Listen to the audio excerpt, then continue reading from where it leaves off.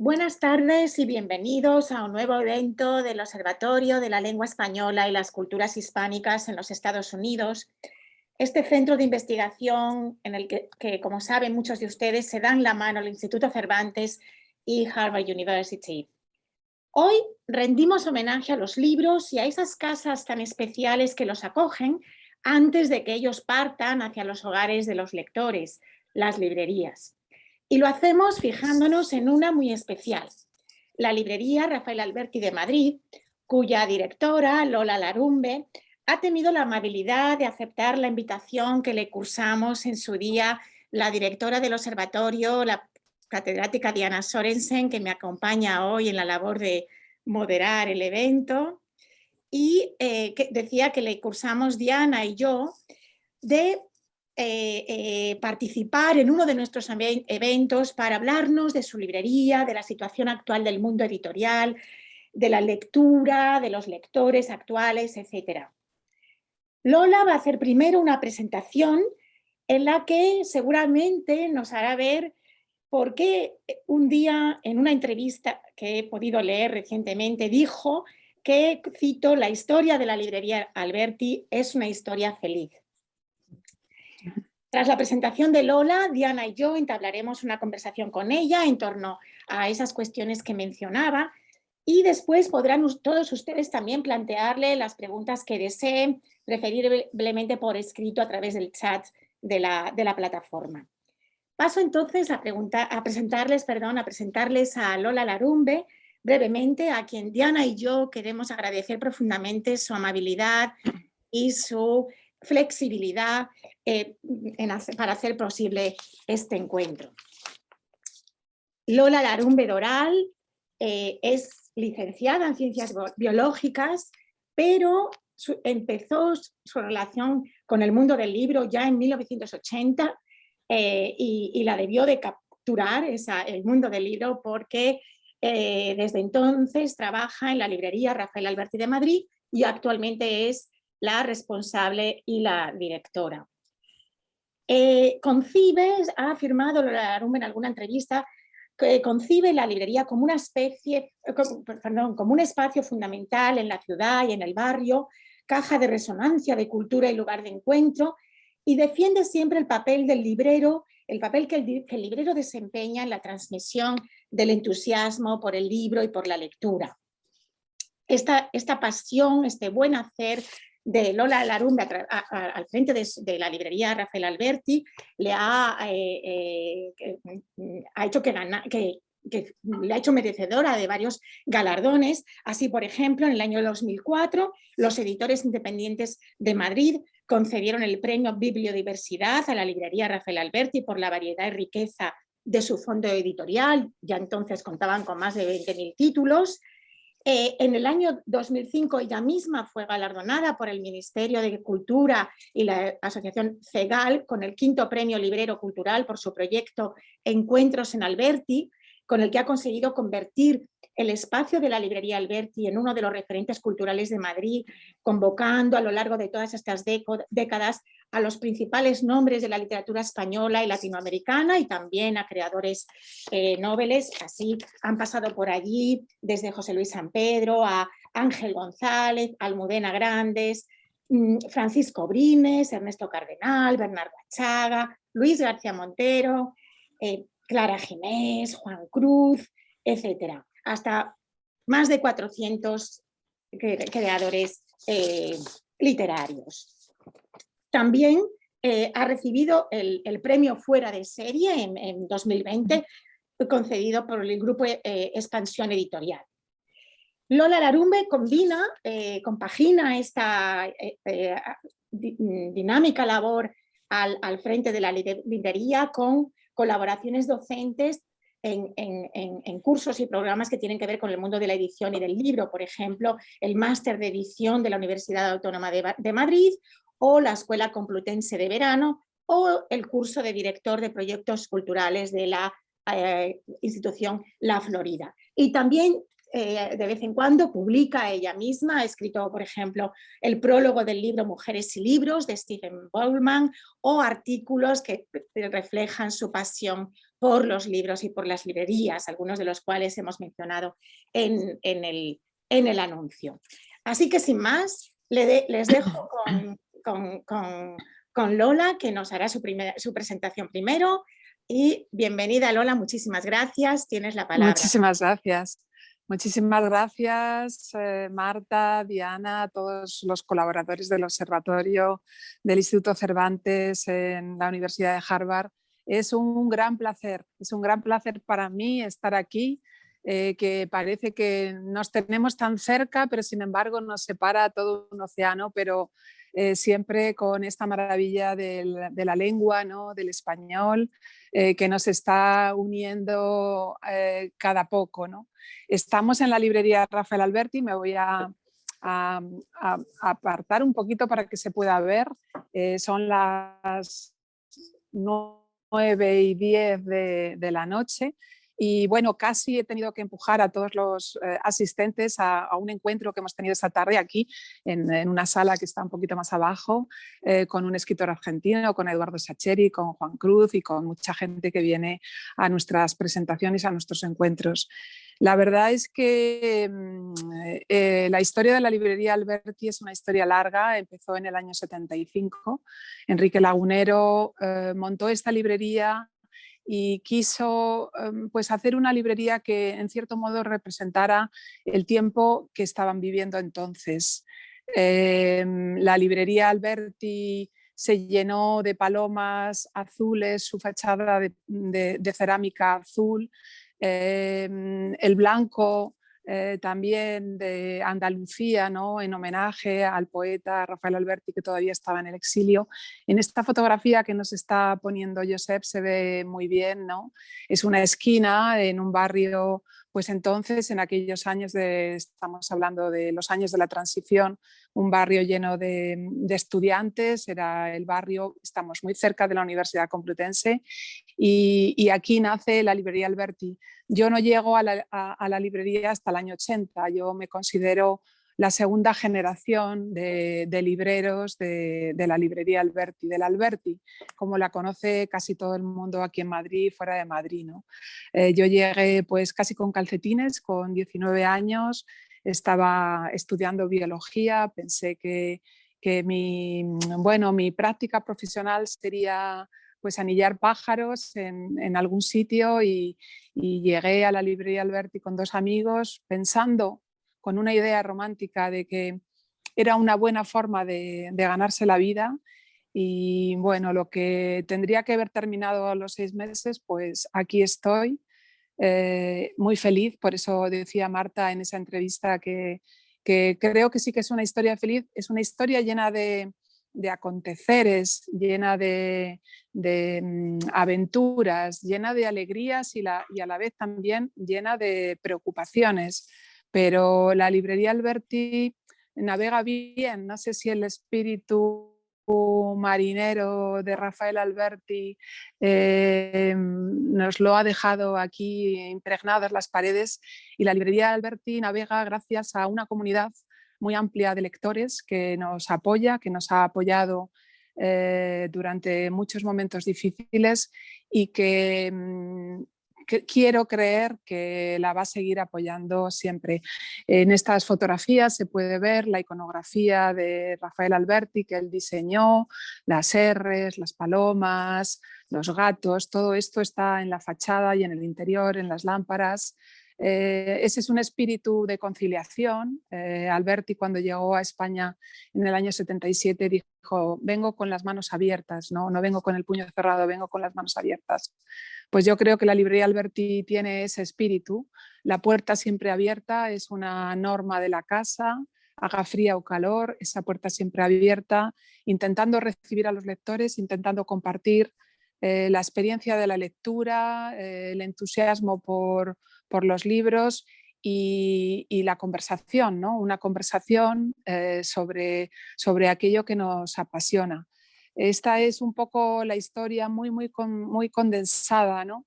De mi experiencia dentro de la librería Alberti. Yo a veces pienso que esto ni siquiera es un negocio así al uso, ¿no? Es pues eso, una comunidad, una familia, amigos que entran y que salen, porque son los autores que nos visitan, tantos autores que nos han visitado y que nos siguen visitando, que vienen a presentar sus libros, que vienen a firmar libros, que vienen a hablar con los lectores, ¿no?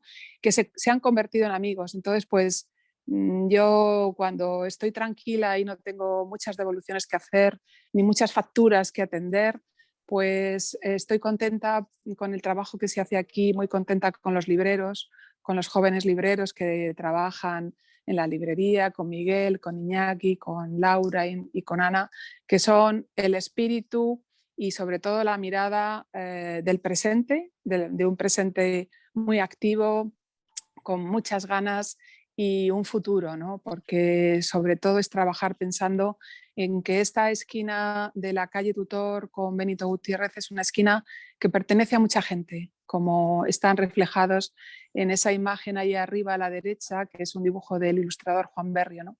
Esta esquina pertenece a mucha gente y muchas veces cuando hacemos cambios así de mobiliario siempre vienen los amigos a decirnos no cambies nada, es mejor que lo dejes como está, ¿no?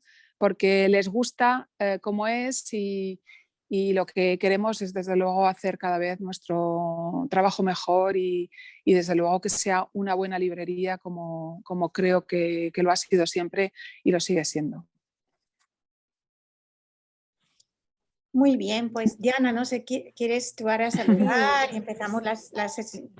Sí, cómo no, y gracias, Lola.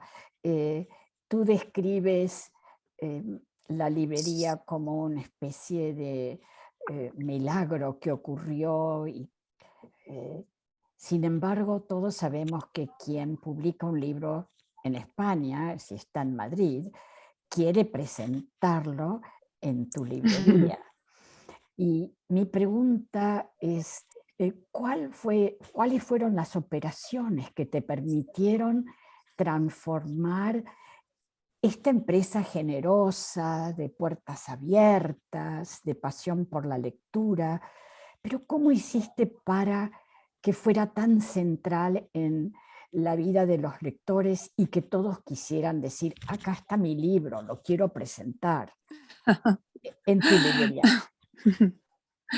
Bueno, pues la verdad es que yo he crecido dentro de la librería, yo he crecido como lectora, porque como os he dicho, pues aquí llegué muy pronto, con 19 años, con las lecturas que se podían tener entonces a los 19 años, que no eran tantas, pero sí con muchas ganas de leer mucho, ¿no? Y de aprender mucho. Y me he formado como librera y como persona, ¿no? En los primeros años lo que sí que recuerdo es que era todo como una marcha un poco a ciegas, cometíamos muchos errores, aprendíamos del error y del acierto continuamente, ¿no? Pero a finales de los 90 yo pensé que este espacio, que el espacio de la librería Alberti que veis en las fotografías y que detrás de mí, ¿no? Este espacio se merecía algo más. O sea, este espacio tenía un pozo histórico que venía pues de un tiempo en el que la conciliación fue lo más importante, porque tenemos que pensar que la librería Alberti, como muchas librerías y editoriales y periódicos en España, pues inician su andadura justamente en ese momento de cambio. Habíamos pasado de una dictadura muy larga de 40 años en la que pues, Franco había muerto por muerte natural, ¿no? Y que el país cambió inmediatamente, cambió de una manera brusca, ¿no? Con muchas dificultades también, ¿no? Pero con una voluntad, desde luego, mayoritaria, ¿no? Por la democracia. Y la librería Alberti viene de esa cultura, ¿no? De la cultura del encuentro, de la cultura de la conversación, de la cultura del diálogo. Y a finales de los 90 yo pensé, este lugar se merece ser algo más que un contenedor de libros o un sitio donde se venden los libros o un sitio donde hay muchos libros. Creo que este lugar pide algo más, ¿no? Perdón. Y fue en ese momento, a finales de los 90, cuando conjuntamente con un amigo, Sergio Suárez, que era subdirector del Colegio Mayor Chaminade, perdón,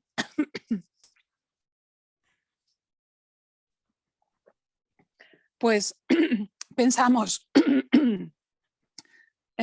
¿por qué no hacemos conjuntamente, ya que vienen los autores también al Colegio Mayor o a la universidad, por qué no hacemos que pasen por la librería Alberti?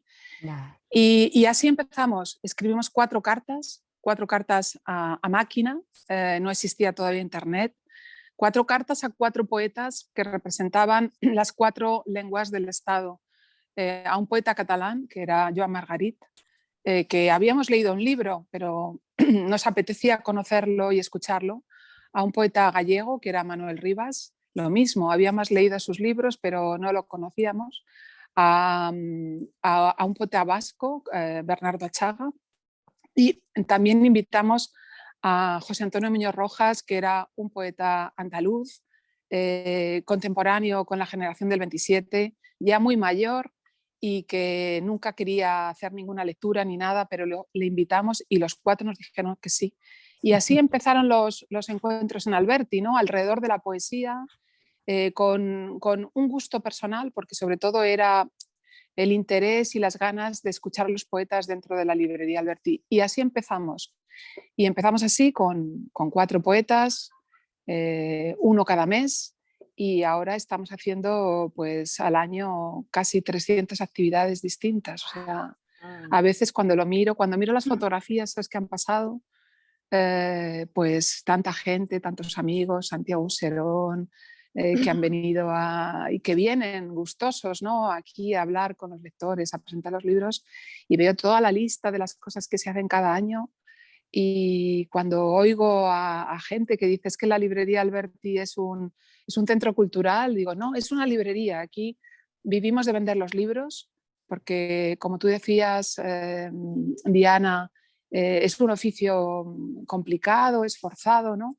No se nos puede olvidar nunca que sobre todo el activismo cultural es muy importante, pero aquí lo importante es que los libros roten, se vendan, y para poder hacer actividad cultural necesitamos vender los libros, no vivimos de subvenciones, ¿no? No es un centro cultural en ese sentido, es un motor, yo creo que es un motor de activación de la lectura y de encuentro, básicamente. Y en la línea de esta pregunta que te hacía Diana, pero pasando a un plano más general quizás, ¿nos puedes contar a grandes rasgos cómo se forma una librera o un librero? ¿Qué consejo, qué recomendarías tú a un joven o a alguien no tan joven que quiera meterse en el mundo del libro desde el ámbito de las librerías? Bueno, los libreros se forman, claro, básicamente en las librerías, porque no hay una formación específica para librero. Es un trabajo que es un oficio que hay que aprenderlo sobre el terreno. Yo lo he aprendido sobre el terreno, yo no sabía nada cuando llegué a la librería Alberti, todo lo he ido aprendiendo aquí. Y los libreros del Alberti, que están ahora en la actualidad en activo y que son grandísimos libreros, muy jóvenes, pero grandísimos libreros, todos se han ido formando aquí en la librería Alberti, ¿no? Yo creo que un librero, sobre todo, para ser librero, tienes que ser mitad espíritu romántico y tienes que tener también una mitad de un espíritu práctico, o sea, tienes que estar compaginando los dos. Te tiene que gustar muchísimo leer, tienes que querer leer todo el rato, o sea, leer compulsivamente, leer muchos libros a la vez, te tiene que producir ilusión cada vez que llega un libro nuevo, saber qué contiene, ¿no? Esa especie como de emoción que te produce un libro que es una caja de sorpresas, ¿no? Y luego tienes que tener resistencia física porque hay que mover, los libros pesan mucho, hay que moverlos mucho de un lado a otro, ¿no? Y luego querer ganarte la vida de esta forma. O sea, pensar que la vida dentro de una librería es una buena vida, no es una vida para hacerse millonario, pero como forma de vida es un sitio estupendo. Es un sitio donde puedes compaginar algo que yo valoro mucho, que es la amistad y los amigos y el trabajo, ¿no? O sea, no hay muchos trabajos en los que se pueda permitir un lujo como este, ¿no? Y es un gran lujo pensar que muchos de mis amigos actuales empezaron siendo pues lectores, clientes que venían a la librería simplemente y que ahora son grandes amigos, ¿no? ¿Sabes? Esta idea de que hay que ganarse la vida, pero que es un gran placer ser librera, me hace pensar en lo que digo con mis colegas de profesores universitarios. Tampoco nos haremos ricos, pero es una vida fascinante y también de lectura compulsiva. Y de hecho creo que muchos de nosotros que estamos en el mundo académico querríamos copiarnos de ti, Lola, y abrir nuestras librerías. No. Yo también a veces pienso que, ay, qué bien los despachos ahí en la Universidad de Harvard, ¿no? En ese campus maravilloso. Y ahora es un fantasma. Y ahora es un fantasma. Quería preguntarte justamente, sin entrar en todos los detalles, ¿cómo cambió la Alberti al llegar la pandemia? Cuando no podían estar frente a ti en estas mesas o sentados en el suelo. ¿Cómo reimaginaste los encuentros? Pues la verdad es que, claro, la desolación que nos provocó a todos la llegada de la pandemia tan súbito, éramos tan inocentes, sabíamos tan poco, estábamos tan poco preparados, y pensar que algo desconocido, aunque no lo era, ¿no? Porque ya lo habían vivido en otras partes del globo y en otras épocas se habían vivido pandemias parecidas a esta, ¿no? Pero nosotros en nuestro confortable primer mundo creíamos que estábamos ya como a salvo de todo, ¿no? La primera impresión que yo tuve cuando tuvimos que cerrar el 14 de marzo es que esta iba a ser una prueba definitiva para la librería Alberti. Habíamos tenido, pues en la primera época la librería Alberti sufrió atentados por parte de la extrema derecha en aquellos años 70, ¿no? La librería Alberti había sufrido, pues 3 años antes de la pandemia, una gran inundación con un desplome del techo que, en fin, puso también en riesgo las fuerzas de la librería, ¿no? Y de todo hemos salido, o sea, de todo ha salido. La librería siempre salía hacia adelante, pero en esta ocasión, en marzo del 2020, pensé, yo no sé cómo vamos a aguantar esto, ¿no? ¿Cómo va a resistir esto? Y la verdad es que a los 2 o 3 días después del primer noqueo, después de quedarte casi que te quedaste como noqueada, fue Laura, una de las libreras, que dijo, vamos a ver, si nosotros tenemos programados un montón de actividades y presentaciones, teníamos programadas, venía Almudena Grandes a presentar su último libro, en marzo venía Héctor Abad Faciolince, venían un montón de escritores, los teníamos todos programados, teníamos las cajas llenas de sus libros dentro de la librería, ¿no? Pues lo que tenemos que hacer es a través de redes mantener esa conexión con los lectores, mantener la programación, vamos a contar cuentos, yo contaré cuentos cada tarde y tú, Lola, tienes que entrar a las 7 de la tarde y hablar por Instagram de lo que tú quieras y yo digo, pero si yo no sé ni lo que es Instagram, Laura, o sea, no sé lo que es Instagram. Entonces, bueno, en cosa de 48 horas, pues nos pusimos las pilas y lo que se consiguió pues fue hacer como un pequeño sitio, como esto que estamos haciendo ahora, ¿no? Pues un pequeño espacio, crear un espacio de calor en un momento de un gran frío horrible, ¿no? No sabíamos muy bien lo que hacíamos, pero cada tarde, un poco antes de los aplausos, porque en España, en Madrid, supongo que en muchos otros sitios, a las 8 de la tarde empezaba la gente, salíamos a los balcones a aplaudir a los sanitarios, ¿no?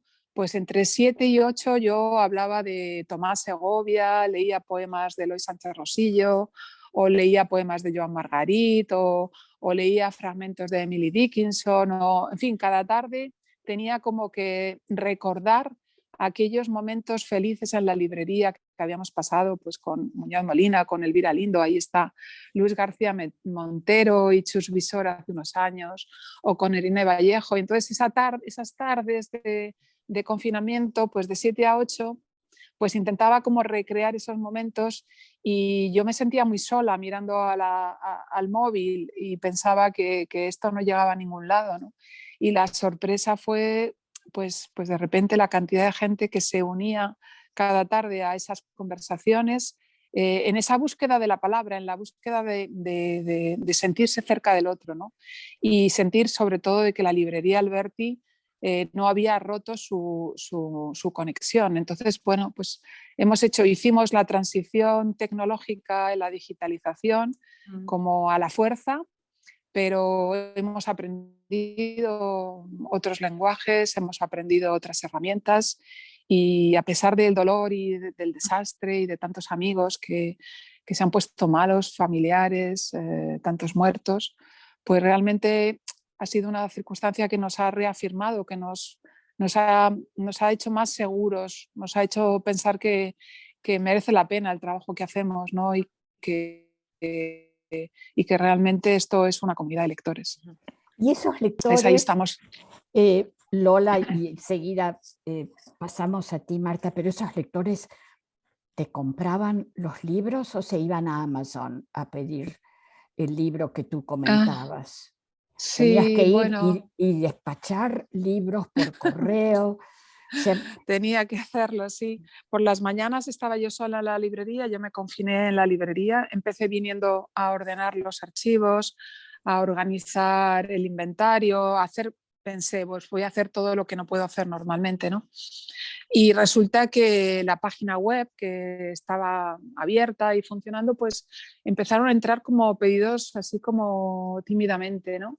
Y yo los preparaba y habían unos chicos, unos ciclistas que me ayudaban y se repartían los paquetes, correos también venían y recogían los paquetes, pero venían y los recogían en la mayor de las soledades, porque aquí nosotros estamos muy cerca de la calle Princesa y lo único que yo oía eran las ambulancias. Aquí cerca de la librería hay una zona de hospitales, hay 3 hospitales muy grandes y la calle Princesa era casi como una pista de carreras de ambulancias, con las ambulancias a toda mecha para llegar al hospital. Entonces yo estaba aquí encerrada y estos pobres riders y los repartidores de correos que venían y yo les daba por la puerta con los guantes, con la mascarilla, con todo, les daba las bolsas.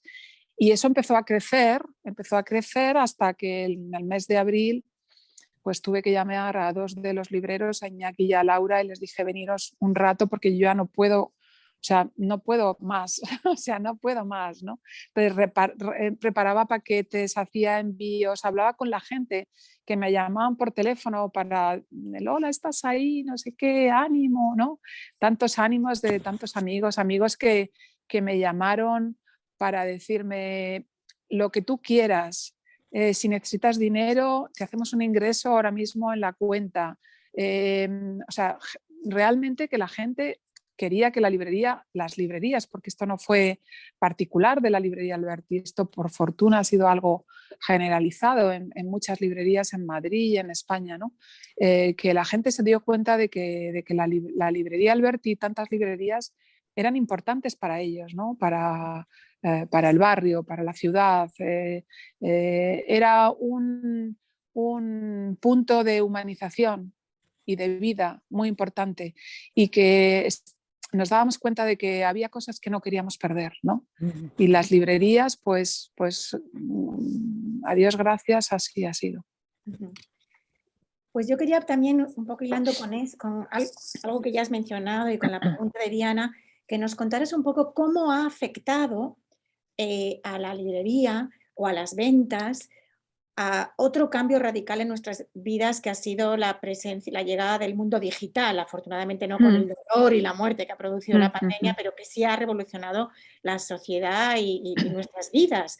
Entonces, ¿cómo ha afectado a las librerías? ¿Cómo ha afectado a los hábitos de lectura o a los gustos incluso? No sé si habrá afectado a los gustos.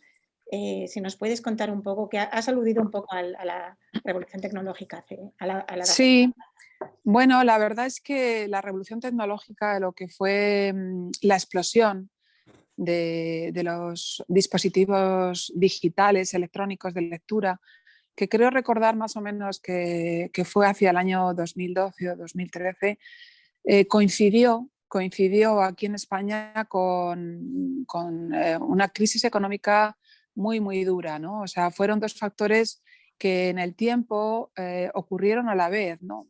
Cada día leíamos en los periódicos artículos en los que hablaban de la lectura digital como la panacea o como el futuro, y como que las librerías y leer libros en papel era ya algo arcaico, que iba en fin, iba a morir, y que prácticamente los libreros pues éramos rara avis, bueno, pues que nos íbamos a quedar ahí solitarios, sin posibilidad de reproducción ninguna, ¿no? Como se extingue una especie. De hecho, yo me acuerdo que muchas veces que me invitaban pues a coloquios y a ponencias, y era siempre el mismo tema, ¿no? El lector electrónico, las nuevas formas, los nuevos soportes, y que cómo se vivía pues desde una librería poco más o menos, y ya era el final, ¿no? Fue un momento muy duro, y ese momento fue un momento duro anímicamente hablando, ¿eh? Por lo menos yo lo viví con bastante intensidad, porque quieras o no, a la librería llegaban lectores habituales que les habían regalado el e-reader, que te decían, me han regalado un e-reader y aquí tengo 10.000, una biblioteca con 10.000 títulos, ya no tiene sentido, ya. Bueno, yo pensé, esta es una forma de pensar que se está generalizando, ¿no? Y era todo a base bueno, pues de promociones, sobre todo de plataformas, te dabas cuenta de que el mercado empujaba fuertemente para que adquiriéramos esos aparatos y para leer digitalmente, y como que el libro en papel, recuerdo un artículo en el que alguien en el periódico vaticinaba como que el libro en papel en el año 2018 ya habría desaparecido. O sea, si esto era en el 12, o sea, calculaban que en 5 o 6 años el libro en papel habría desaparecido. Muchas librerías cerraron, Marta, o sea, muchas librerías cerraron en ese momento, porque muchos libreros que a lo mejor estaban ya en la edad de jubilación, que no encontraron sustitución, que sus hijos no se querían dedicar a ellos, que nadie les interesaba traspasar ese negocio porque era un negocio caduco, ¿no?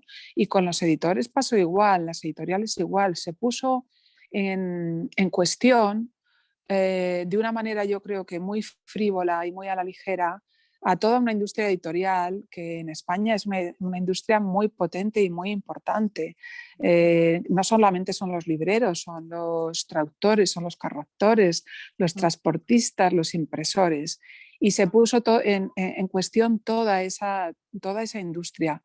Por fortuna, la sensatez, el poder que tienen los libros, como siempre los hemos conocido, la belleza. Aquí estoy viendo, por ejemplo, es una fotografía que estoy de Enrique Redel, que es un editor estupendo de una editorial pequeña, Impedimenta, la belleza con la que los nuevos editores, los editores independientes, emprendieron un camino. Pensamos, hay que hacer libros bonitos, libros bellos, es decir, hay que darles ese valor, ¿no? Tener un libro en las manos no solamente, además de la lectura, es otro tipo de lectura, ¿no? Entonces, ha sido, bueno, un ejercicio de cabezonería, de mantenerse aquí, creer en el trabajo que hacemos, creer que nuestro oficio es importante, y sobre todo pensar que había una comunidad, que aunque fuera una comunidad pequeña, había una comunidad por la que merecía, de lectores, de buenos lectores, que merecía la pena seguir aquí.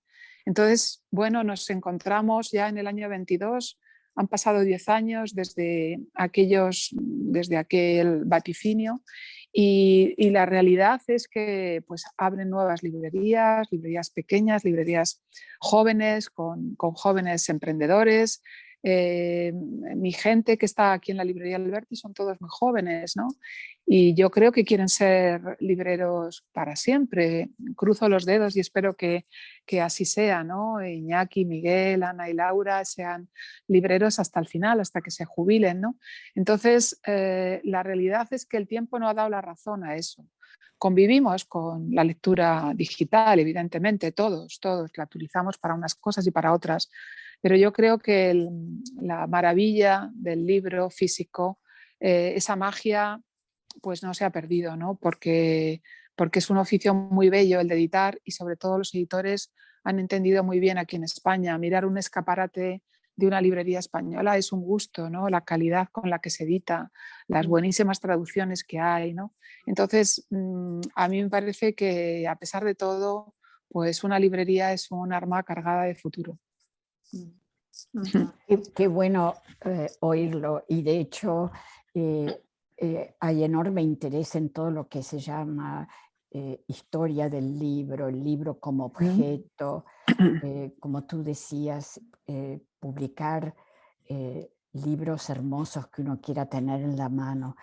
Yo quería preguntarte sobre lo que sería ese a veces evasivo público lector. ¿Cómo se identifica lo que sería un gusto de lectura, el tipo de libros, en plural, por supuesto, si entramos ahora en la literatura de ficción, el tipo de literatura que, según lo que tú observas desde la librería, Lola, tiene más efecto en el público lector de hoy? Es una pregunta inmensa. Es como si te dijera cuál sería la forma de llegar a ese público lector o a esos públicos lectores. Pero si se te presenta a ti una especie de perfil de esos lectores hoy. Bueno, la verdad es que en mi experiencia, yo en todo el tiempo que llevo aquí en la librería, rodeada de lectores, porque estamos cada día rodeados de lectores, yo lo que observo es que no han cambiado mucho los gustos de lectura en todos estos años. Yo no sé mis compañeros libreros si opinarían lo mismo. A mí me parece que el lector está buscando siempre un libro, un único libro, y quiere que ese libro se repita siempre. Y ese libro tiene que ser un libro estupendo, tiene que ser un libro que nos entretenga y además que nos enseñe y además que nos haga un poco feliz y además que nos ponga un poco triste porque nos cuenta algo que está hablando de nosotros mismos. Creo que el lector lo que quiere es hundirse en un libro. Evidentemente hay modas, hay oleadas. De repente aparecen, pues todos son libros con autorreferenciales, por ejemplo, ¿no? Lo que ahora se llama la autoficción. Y sale un libro que tiene éxito, es memorialístico y muy desgarrado, y a continuación aparecen muchos otros, ¿no? O bueno, la novela histórica, que tuvo también su momento, o ahora, por ejemplo, también pues la narrativa que tiene que ver con la naturaleza, que también hay también toda una corriente, afortunadamente, ¿no? De escritores, de grandes escritores que se traducen o no. Pero yo creo que en el fondo, más allá de los géneros, es esa... El lector lo que busca es eso, es un libro. Hay un lector que es muy buen lector, que viene aquí a la librería desde hace muchos años, ¿no? Y siempre se va con muchos libros en la bolsa, ¿no? Y cuando se va siempre piensa, creo que me dejo uno, creo que me dejo uno que me está esperando, que todavía no sé cuál es, ¿no? Y que probablemente eso es lo que haga que ese lector vuelva a la librería a querer encontrarlo, ¿no? O a la biblioteca, ¿no? Porque también los lectores también pueden alternar con las bibliotecas, ¿no? O encontrar ese libro en los clubes de lectura. Es muy bonito lo que está pasando en España, yo creo que en muchos sitios en el mundo con los clubes de lectura. Hemos visto, nos está pasando las fotografías, Josep, y se han visto algunas fotografías de nuestros clubes de lectura al principio, ¿no? Pues un círculo en la parte de abajo. Un círculo es la cosa más sencilla, falta el fuego, casi, ¿no? Podría ser la caverna, una caverna, ¿no? En Cantabria o en el sur de Francia. Ahí, ¿no? Ahí se ve pues gente que está alrededor, en unas sillas alrededor, y que están hablando con un autor. Aquí veo a Jorge Carrión y veo a Jesús Marchamalo, ¿no? Y pues esto es la lectura y el libro, y quienes acuden a los clubes de lectura, lo que están es queriendo encontrar ese libro, queriendo encontrar esa conversación, queriendo encontrar ese compañero o esa compañera para hablar de lo que pasa dentro de los libros, que al final es lo que nos pasa a todos, ¿no? Los libros que más nos llegan son los libros que creemos que hablan de nosotros y resulta que están hablando de tantos, ¿no? O sea, La Regenta o Madame Bovary o tantos otros libros maravillosos, ¿no? Están hablando de nosotros como seres humanos, ¿no? Entonces, creo que los lectores seguimos siendo así. Por supuesto que hay modas, los editores lo saben, las crean, las alimentan, y ellos también están buscando todo el rato el libro y el autor de éxito, ¿no? Porque esa sería otra cosa a hablar, ¿no? El éxito literario, el éxito en los libros, cómo se fabrica el éxito. Mira, esa foto me gusta mucho a la derecha porque estoy aquí con Richard Ford, que no sé si es una foto, Richard Ford.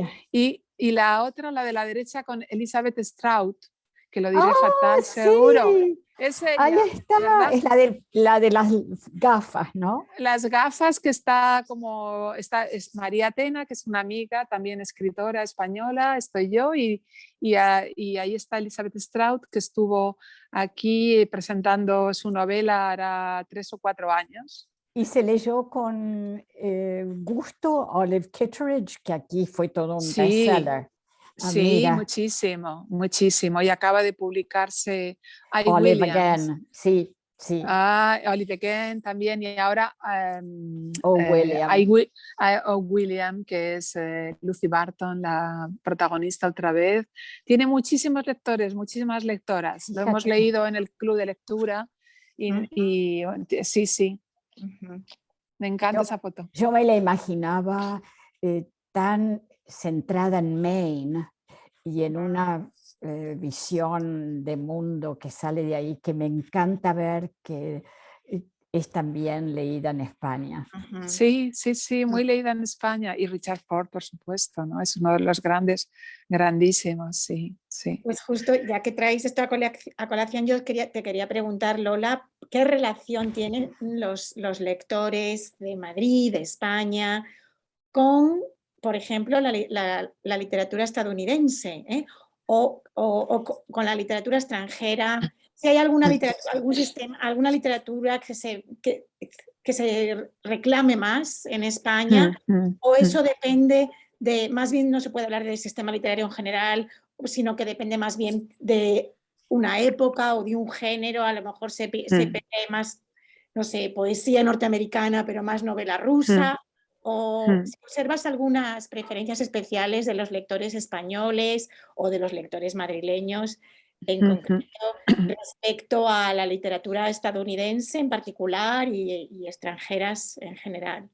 Sí, bueno, yo creo que se traduce muchísimo en España, hay muchísimas traducciones, muy buenos traductores, y el mercado editorial está muy atento, sumamente atento a las novedades que salen en países como, bueno, por supuesto, Estados Unidos o en Gran Bretaña, en Irlanda, Francia, Alemania, Centro Europa, ahora también desde hace unos años para acá, ¿no?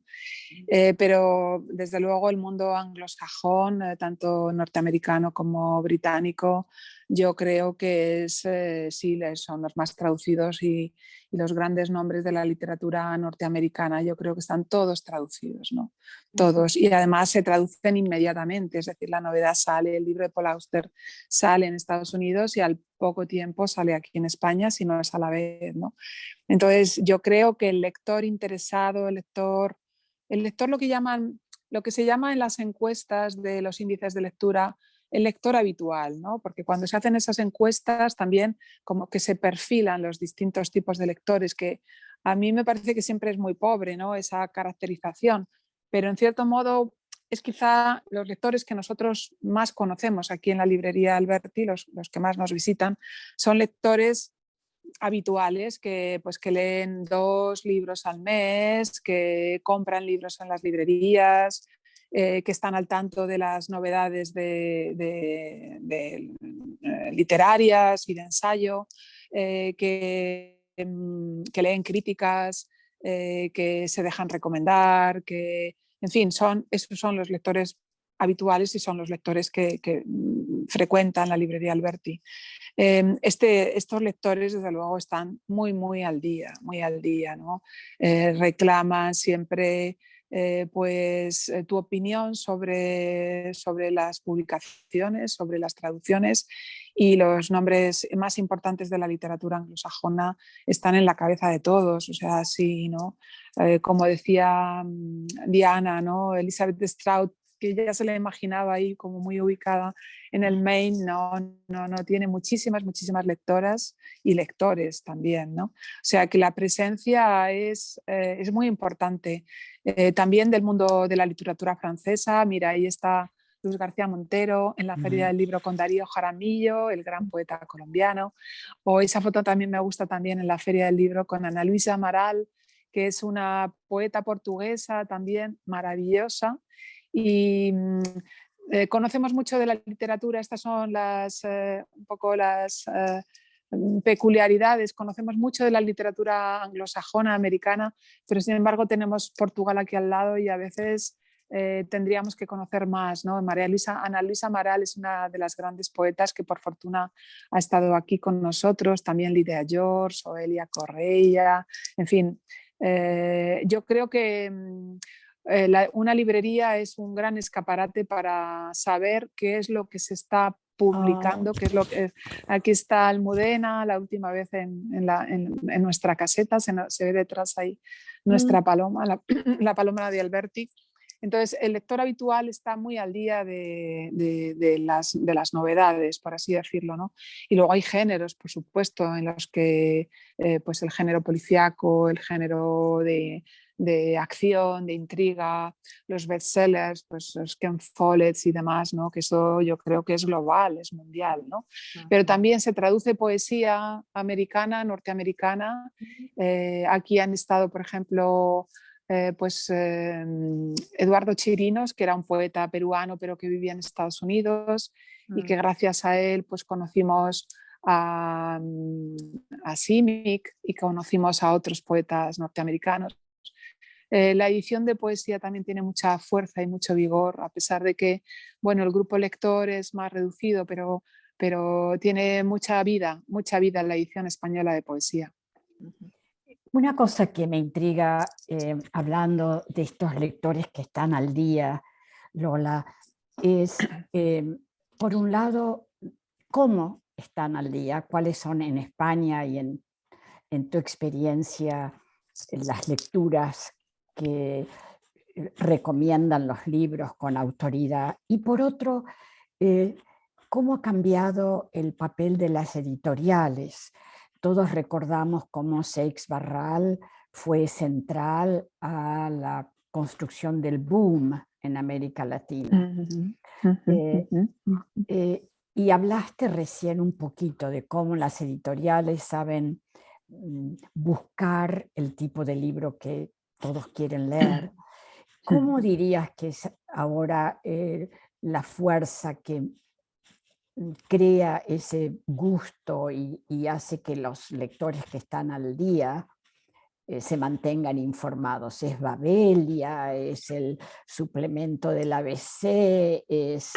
¿Son Si estuviéramos en Francia, hablaríamos de los programas en la televisión.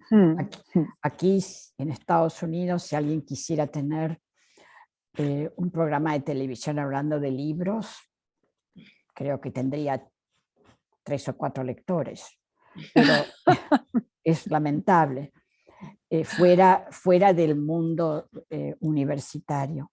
Pero hay lugares donde eso sí funciona. ¿Cómo funciona en tu experiencia en la Alberti, esta formación del público lector y del sus? Esto sí que ha cambiado, Diana. Así como antes me decías lo del gusto de los lectores, y yo creo que los lectores han cambiado poco, pero sin embargo sí que ha cambiado la forma en la que llegan a la información sobre los libros. Yo recuerdo hace 20 años, por ejemplo, los sábados por la mañana, la gente venía con el Babelia debajo del brazo. O sea, venía con Babelia debajo y entonces lo abrían y decían, a ver, este y este otro, Babelia o el ABC Cultural o el Cultural, en fin, los suplementos literarios, el suplemento literario de La Vanguardia, que es también espléndido, ¿no? Y entonces eran los periódicos, eran los suplementos literarios de los periódicos los que informaban a ese lector habitual, al lector habitual. Ahora los suplementos literarios ya no tienen tanto peso recomendador, aunque sí que tienen, digamos que autoridad, por así decirlo. O sea, que sí que son todavía modelos de autoridad, ¿no? De criterio. Pero a la hora de ir a una librería a comprar un libro o mirar un libro, la información llega ahora mismo de muchísimos sitios, ¿no? Y hay que desbrozarla. Hay que aclararla, porque claro, tenemos todas las redes sociales donde hay montones de influencers, de youtubers, de críticos que están freelance, que están un poco a la suya, que no sabemos si si dependen de un editor, de una editorial o de un gran grupo o no, porque no lo sabemos, porque el anonimato de las redes sociales es esto, ¿no? Entonces, hay que investigar mucho, hay que estudiárselo un poco, ¿no? Entonces, ahora el lector muchas veces viene a la librería porque confía en el librero, confía en los libreros y nosotros lo que hacemos es recoger todo eso. O sea, un librero, cuando Marta me preguntaba qué tiene que tener alguien para ser librero, pues un buen librero lo que tiene que tener es un buen oído, sobre todo, tener una oreja muy grande, muy abierta, ¿no? Y que sea capaz de escuchar muchas cosas, ¿no? Pero la información ahora mismo puede aturdirnos un poco, me parece a mí. Creo que entonces son necesarios los suplementos, son necesarios los críticos. Ahora, los críticos independientes, los críticos honestos, los críticos que animen a leer, que nos animen a leer, que no los críticos destructivos, sino los que nos animen a leer y que nos pongan el dedo cerca de los buenos libros, ¿no? Nosotros, desde luego, los suplementos nos los estudiamos todos, o sea que para los libreros es importante saber lo que sale en esos suplementos, pero también miramos muchos blogs, nos recomiendan los lectores muchas veces determinados perfiles de Instagram donde se hacen críticas de libros que nos dan confianza y los miramos. Y bueno, y con eso pues vas haciendo como una especie como de gazpacho, del gazpacho narrativo, pero al final la opinión que vale siempre quien corrobora o no sobre la lectura y la bondad de un libro siempre son los buenos lectores. Los buenos lectores. Y esos son los que nosotros estamos siempre preguntándoles, ¿no? Porque la referencia mejor es la que viene de un buen prescriptor, que un buen prescriptor de lectura siempre tiene que ser un buen lector. Antonio Muñoz Molina, desde su columna, hace una excelente prescripción, ¿no? O Juan José Millás o Elvira Lindo, por hablar de los que están en el país, pero hay muchos otros, ¿no? Precisamente yo te iba a preguntar, pero yo creo que más o menos lo has respondido, ¿cómo seleccionas tú los libros que recomendar, que poner en esas mesas que nos encontramos en las librerías nada más entrar, Sí. que todos nos vamos allí? ¿Cómo haces esa selección? ¿Qué libros pones? ¿Cada cuánto los cambias? Pero bueno, Mm. no sé si quieres añadir algo respecto a lo que has dicho. Bueno, es que ese es el trabajo del día a día. Mm, Hay muchos libros. Quizá una de las cosas que pasa aquí en España es que se publica mucho, se publica bien y mucho. Creo mm, que el año pasado fueron más de 80.000 títulos distintos al año, que son Wow. muchos títulos. Y ahí entra todo, ¿no? Porque entran, es verdad que entran publicaciones periódicas, ediciones oficiales, o sea, entran muchas cosas. Pero hay muchos libros, hay muy buenos libros.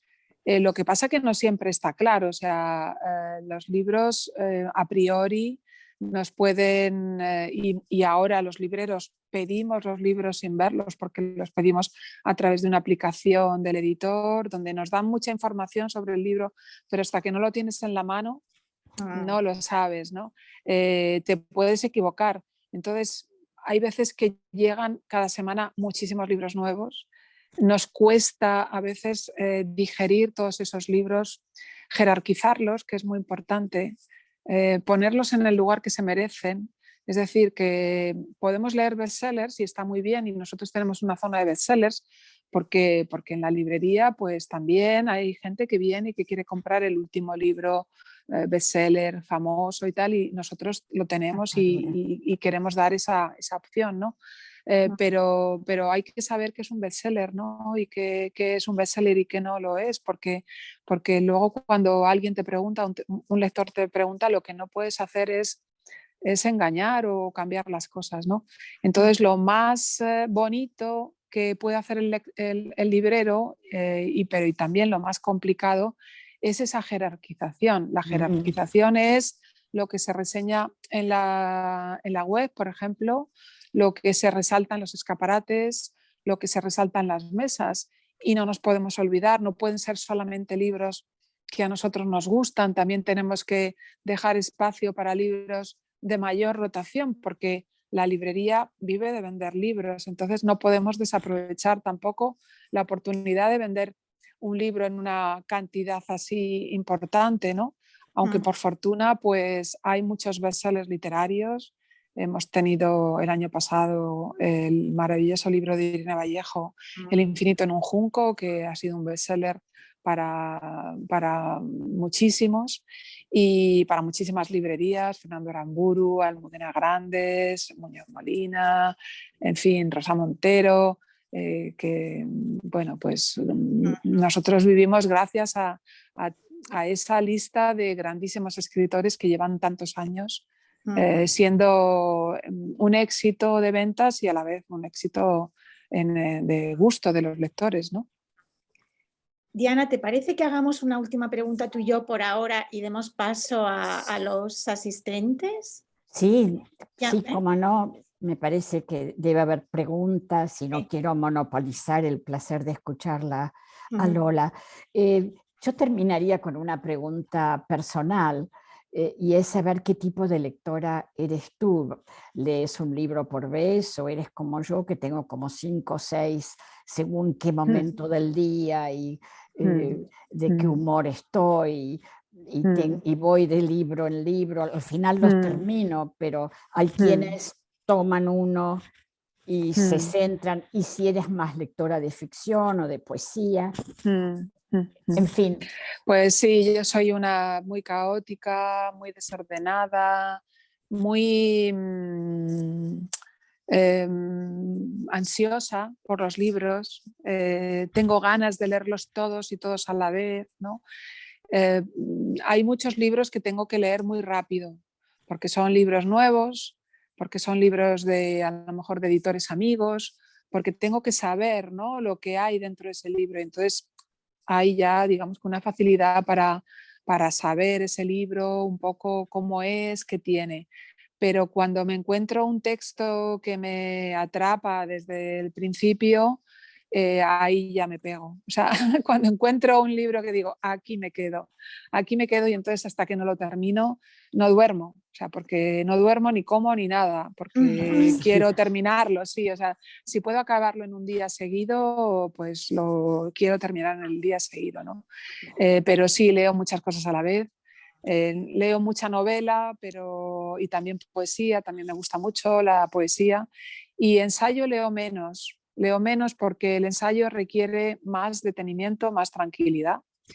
Hay que leerlo más despacio, pero leo un poco de todo. Me gusta también mucho la historia, me gusta mucho la ciencia, me gusta mucho, en fin, la divulgación. Me encanta, se está haciendo muchísima divulgación, los clásicos, la novela gráfica, que hay tanta novela gráfica buena ahora.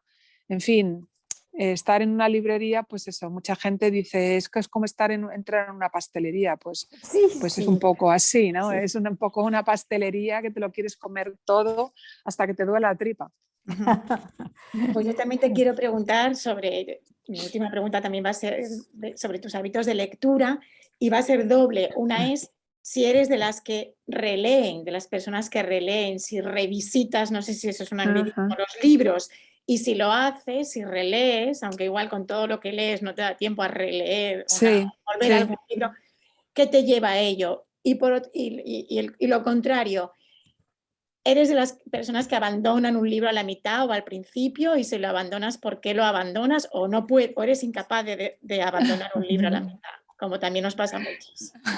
Sí, releo poco porque tengo tantos libros que leer y tengo la sensación además de que tengo tantas lagunas que rellenar todavía. Por fortuna tengo la sensación de que me queda mucho por leer. No sé, hay gente que a partir de una edad dice ya solamente quiero releer porque ya todo lo nuevo me parece que no me gusta porque es nuevo, porque tal.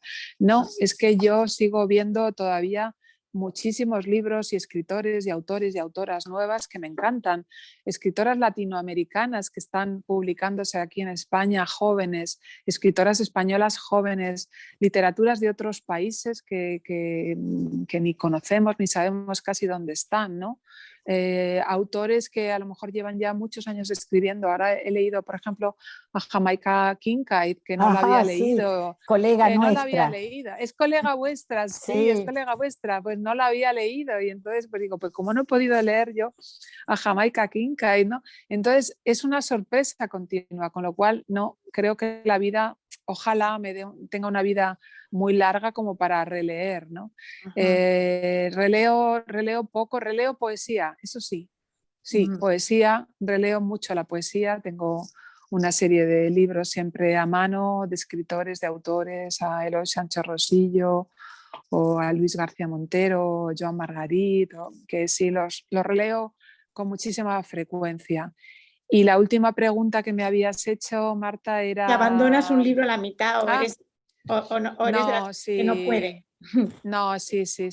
Yo tenía un poco de complejo con esto hasta que leí un libro de Daniel Pennac que se llama Como una novela, en la que él habla pues, consejos que hay que dar para hacer lectores, ¿no? Consejos que yo daría a los profesores para que animaran a leer a sus alumnos. Y me parece que en uno de los capítulos dice derechos de los lectores. Pues hay un derecho de los lectores que es a no terminar un libro.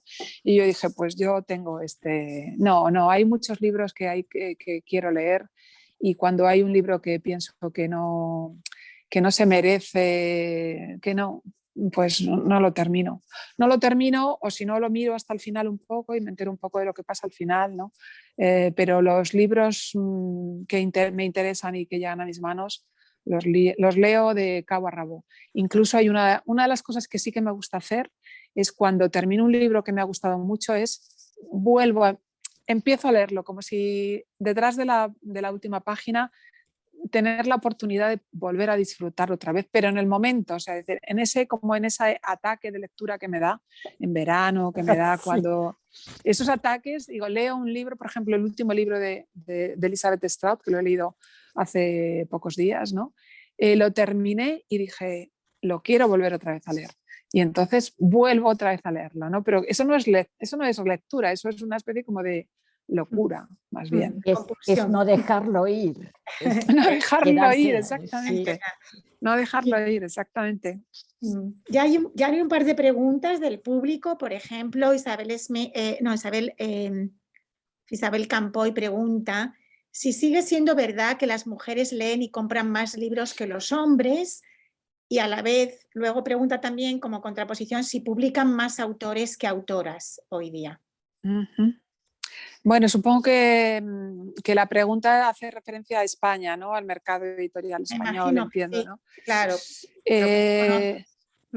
Mira, la verdad es que sí, parece que las encuestas dicen eso, que hay más lectoras de novela, mujeres que leen novela, pero yo lo que observé precisamente durante los meses del confinamiento, que me ocupaba yo, claro, de la venta online en la página web, es que eran las mujeres las que compraban los libros. Son las mujeres las que compran los libros para los hijos, para los novios, para los padres, son ellas las que vienen a la librería, son ellas las que llenan los clubes de lectura. Los clubes de lectura están hechos llenos de mujeres.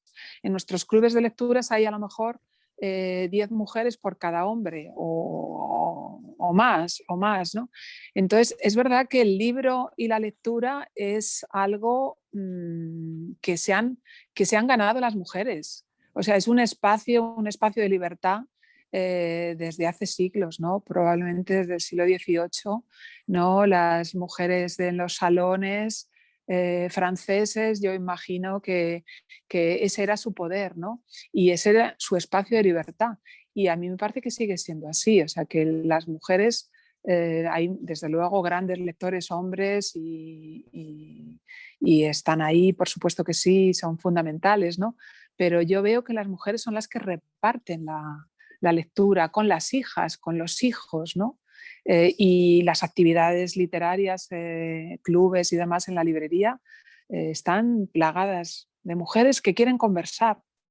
O sea, el libro como objeto, como motivo, como excusa para hablar, ¿no? Y en cuanto a lo siguiente que preguntaba era... Era si publican más autores hombres que autoras, que mujeres. En el mundo yo creo que en la narrativa, ahora mismo, si nos paseáramos, si pudierais dar un paseo aquí por las mesas del Alberti, hay muchas mujeres, muchísimas mujeres editadas, muchísimas. En lo que es la narrativa, cuando nos metemos en la no ficción, ahí ya empieza a ser más complicado. Empieza a ser más complicado y ya se ve que hay muchos más autores que autoras.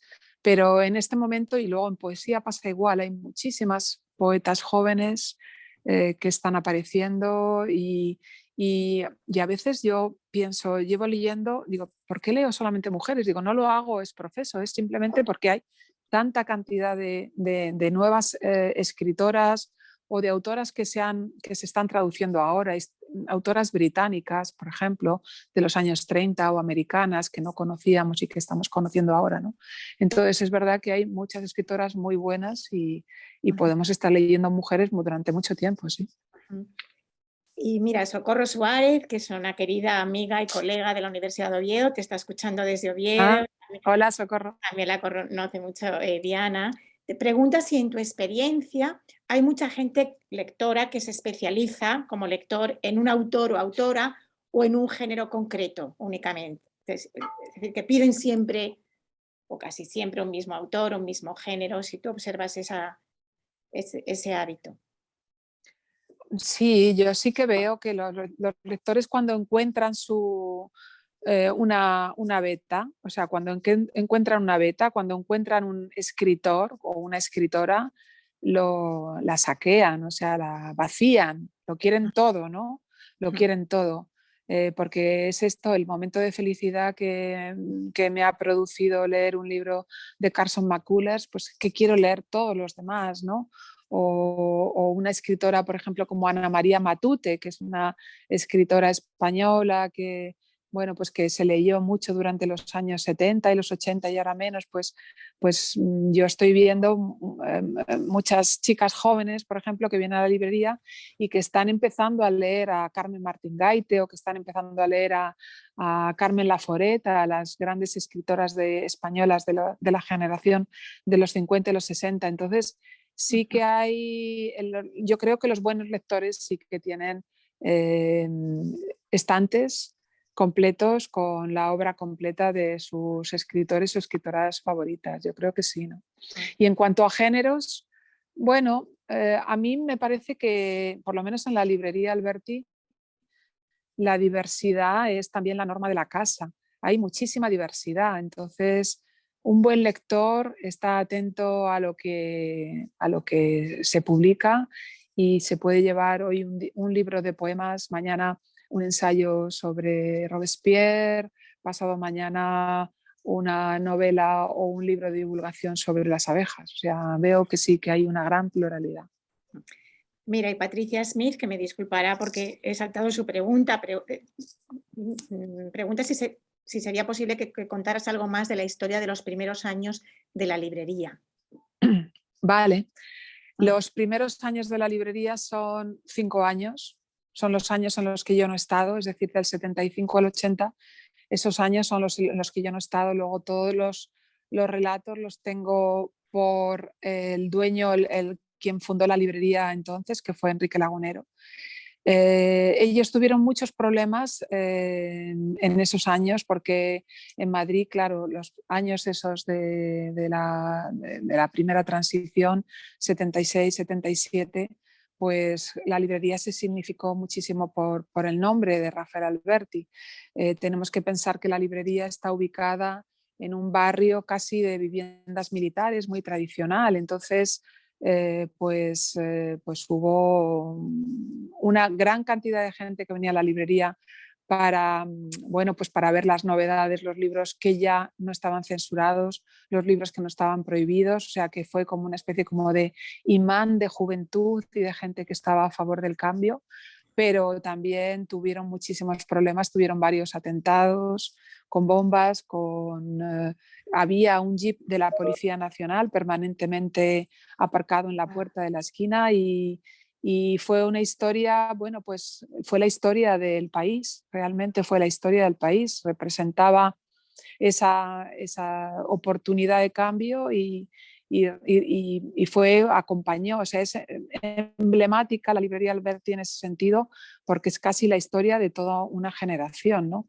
A mí me gusta mucho ver ahora a los jóvenes, tantísimos jóvenes que vienen a la librería y compran sus libros de bolsillo, sus libros de alianza, ¿no? Pero esos 5 años pues, fueron los que le dieron el carácter a la librería. En el año 79, a finales del 79, Enrique Lagunero pues se cansó de la librería, ya habían pasado todos los problemas, se había normalizado la situación política, pero una librería pues exige mucha atención, mucho cuidado, mucho esfuerzo y él pues su ciclo pensó que había acabado y bueno pues aparecimos 3 jóvenes y indocumentados y pensando que pensamos íbamos a montar una librería en otro sitio, en el barrio de Chueca, ¿no? Sin saber. Y pasamos por aquí y vimos que estaba cerrado y entonces había un teléfono y pensamos, a lo mejor si llamamos y nos vende las estanterías. Y entonces hablamos con Enrique, le llamamos, no le conocíamos de nada y nos dijo, no, yo no os vendo nada, pero si queréis os alquilo la librería, Alberti. Y entonces pues nuestro camino en ese momento, en lugar de ir hacia Chueca, que habría sido un camino fracasado, seguro, porque Chueca en aquel momento era un barrio lumpen, donde todo estaba lleno de yonkis. Y bueno, pues se encaminaron hasta esta esquina de Argüelles y aquí estoy con vosotros, hablando. Ahora mismo no hay ninguna pregunta, pero estoy viendo aquí delante a nuestro querido Luis Fernández Cifuentes, colega de Diana, que tuvo una labor fundamental también en la creación del observatorio, Lola, y que sé que os conocéis. No sé, Luis, si quieres decir algo. Yo tenía, ¿Se me oye? Sí, se me oye. Sí. Yo tenía un par de preguntas. Sí. claro, yo cuando se abrió la librería yo ya estaba en Estados Unidos y entonces la he visitado en vacaciones y tengo muchos amigos que van mucho a la librería, he ido a alguna presentación de libros, pero Mm, mm, no tanto, pero hoy tengo un par de preguntas sobre dos cosas. La primera es los clásicos, porque has hablado mucho sobre los escritores jóvenes, las novedades en los mesones esos de novedades, etcétera. Pero yo he visto y he comprado, me he gastado una pequeña fortuna, de hecho, en libros clásicos muy bien editados, bastante mm, caros, ujú, pero que a mí me importaban mucho en determinado momento y me importan ahora. Por ejemplo, ediciones de Dante, de la Divina Comedia, o ediciones de Montaigne. Hay ujú, 3 o 4 ediciones distintas de Montaigne, cada mm, cual más ujú, espectacular, ¿no? De miles de ujú. páginas donde están todos los volúmenes de los ensayos juntos. Em, ¿Cómo circulan en la librería este tipo de libros? ¿Tienen la misma, ejercen el mismo tipo de atracción sobre los lectores que los libros más del día? Porque Ujú, has hablado mucho de estar al día, por ejemplo, y efectivamente una manera de estar al día es conocer las últimas novedades, pero otra manera de estar al día es ujú, conocer las ediciones de los clásicos. ujú, ujú, Mi otra ujú, pregunta ujú, tenía que ver con revistas literarias. Hace un momento has hablado de Jamaica Kincaid, nuestra ujú, colega de Harvard, y yo la descubrí muy pronto porque yo era un lector muy aficionado del New Yorker, que fue donde ujú, ella trabajó y donde ella empezó a publicar sus primeras cosas, que yo recuerde antes, quizá había publicado antes también, pero vi ahí que yo sepa, mi generación de lectores, los que podíamos leer en inglés, descubrieron a Jamaica Kincaid. Tú la has descubierto ahora, yo me alegro mucho porque creo que es una escritora absolutamente formidable. ujú, Entonces, mi pregunta era, ¿qué relación tienes tú como librera y tu librería con las revistas literarias? Yo leo ujú, a menudo los suplementos literarios que has mencionado antes. Yo los leo siempre que puedo y desde luego siempre que estoy en España, pero no conozco tantas revistas literarias. Las hay, ujú, son muy influyentes, tienen ujú, una presencia ujú, importante en el mundo de los lectores. ujú, Em, ujú. Revistas literarias o simplemente revistas influyentes como el New Yorker, digamos, ¿no? No, no, bueno, hola Luis, me alegro mucho de saludarte, de poderte saludar. En cuanto a los clásicos, bueno, la convivencia con los clásicos aquí en la librería es continua. O sea, los clásicos están en la librería, los clásicos que tú has dicho, ¿no? Dante, por ejemplo, este año, que ha sido, hemos hecho el gran celebración sobre el año dantesco en Madrid y ahora mismo hay 3, 4 traducciones muy buenas de la Divina Comedia, cuando hasta hace muy poco solamente existía la de Ángel Crespo prácticamente, y ahora hay 3 o 4 traducciones fantásticas, ¿no? Y todas esas están en la librería y por ejemplo, la traducción de Dante del acantilado de José María Micó, pues ha sido un acontecimiento en los suplementos literarios y para el público y para los lectores. Has hablado de Montaigne, pues lo mismo, Montaigne tiene, nosotros tenemos siempre en acantilado los ensayos de Montaigne y otras ediciones que hay también de Montaigne. Con lo cual la convivencia con los clásicos es continua, es continua. Los clásicos están vivos, absolutamente, cada vez más vivos. Y los clásicos griegos y latinos, yo creo que después del Infinito en un junco, del libro de Irene Vallejo, están cada vez más vivos, ¿no? Montones de libros que hacen referencia pues, a vivir como ser un estoico, lecturas, relecturas de los clásicos, la labor que ha hecho Carlos García Gual o Emilio Lledó, ¿no? Para la divulgación y el estudio de los clásicos. O sea, vamos a presentar dentro de poco un nuevo libro de Carlos García Gual en la librería y tiene muchísimo éxito, con lo cual los clásicos también están vivos, las colecciones de clásicos estupendas de Cátedra, Alianza de Bolsillo siguen ahí, y los grandes editores, como decía antes Acantilado, pues ponen siempre un acento muy importante en la repesca de autores clásicos. No pasa lo mismo con las revistas literarias. Por desgracia, las revistas literarias en España existen algunas, pero con un carácter casi, bueno, pues muy residual. Nosotros siempre en la librería tuvimos hasta hace unos años una sección de revistas literarias, pero se han ido apagando poco a poco, dificultades de distribución, dificultades de mantenimiento. Muchas de ellas han pasado al mundo virtual, al mundo digital, es decir, son revistas que solamente se pueden leer online. Con lo cual, las revistas literarias en España no están atravesando ahora mismo su mejor momento, la verdad. Muchas gracias, Lola. Nada, Luis. Mira, hay una pregunta desde Brasil, te la hace Mariana Semerllón, que nos escucha desde Brasil, y te pregunta si pensáis en abrir otras unidades de la librería Rafael Alberti, sea en España o en otros países, como Brasil.